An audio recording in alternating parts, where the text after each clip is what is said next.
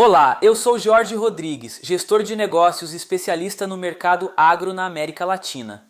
Hoje eu quero falar sobre um problema que está determinando silenciosamente quais herbicidas vão ter mercado nos próximos 5 a 10 anos e que precisa estar no centro da estratégia de portfólio de qualquer empresa que atua com proteção de culturas no Brasil e na América Latina: a resistência múltipla de plantas daninhas a herbicidas. Um estudo publicado recentemente por pesquisadores do Brasil e do Uruguai, conduzido no Rio Grande do Sul, confirmou dados que qualquer profissional de insumos precisa conhecer.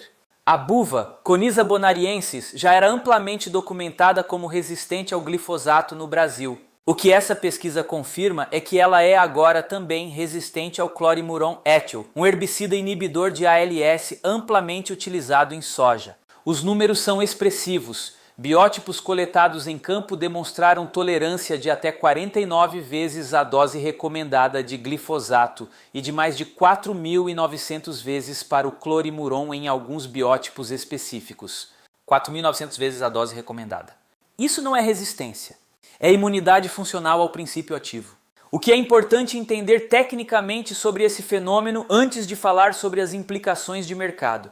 A buva desenvolveu resistência ao glifosato por dois mecanismos principais: superexpressão do gene da EPSPS, a enzima alvo do glifosato, e mecanismos de exclusão que reduzem a absorção foliar e a translocação do herbicida para os meristemas. A resistência ao clorimuron, por sua vez, envolve mutação no sítio de ligação da enzima ALS, a acetolactato síntase, que impede a ligação do herbicida ao alvo molecular. São dois mecanismos de resistência distintos que a planta desenvolveu de forma independente sob pressão seletiva de décadas de aplicação de ambos os princípios ativos. Quando uma planta daninha acumula mecanismos de resistência a herbicidas de mecanismos de ação distintos, como o EPSPS e o ALS, isso se chama resistência múltipla. E é o cenário mais preocupante do ponto de vista do manejo, porque elimina as estratégias mais simples de rotação de produto. Quais são as implicações práticas e estratégicas disso para o mercado de insumos? A primeira implicação é de custo. Os herbicidas que restam para situações de resistência múltipla à buva em soja são em sua maioria produtos de nicho, de maior custo por hectare. O Clethodim, por exemplo, teve seu preço aumentado em 55% no início de 2025. Especialistas do setor, como Roberto Rodrigues da Ourofino Agrociência, alertam que a dependência de uma única molécula de ação diferenciada é o mesmo risco que criou a situação que estamos discutindo com o glifosato e o clorimuron. A pressão sobre o custo de controle vai continuar aumentando enquanto a resistência avançar. A segunda implicação é de protocolo de campo.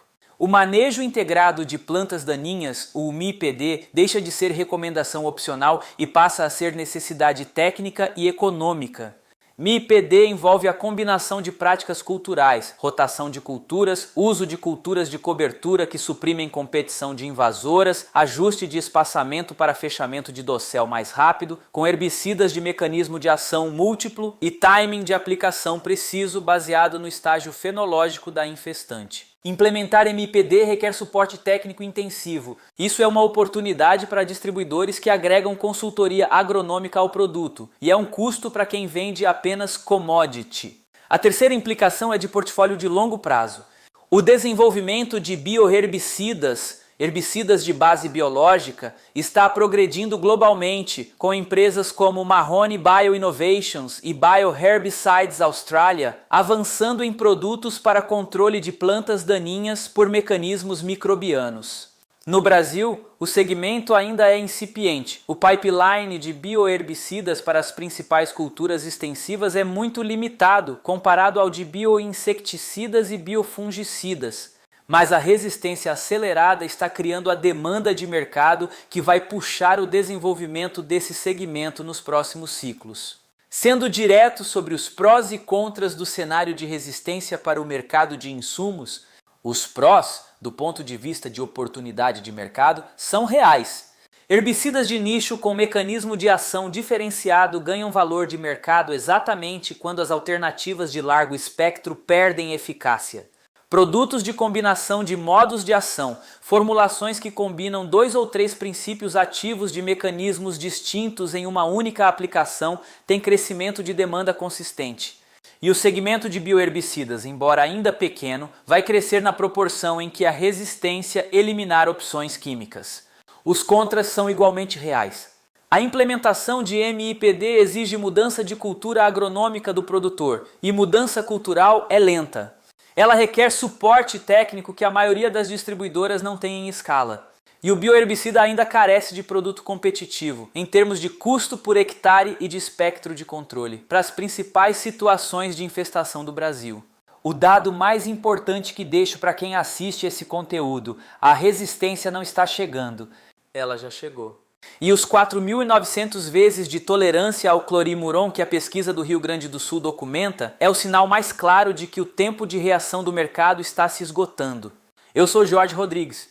Até o próximo conteúdo.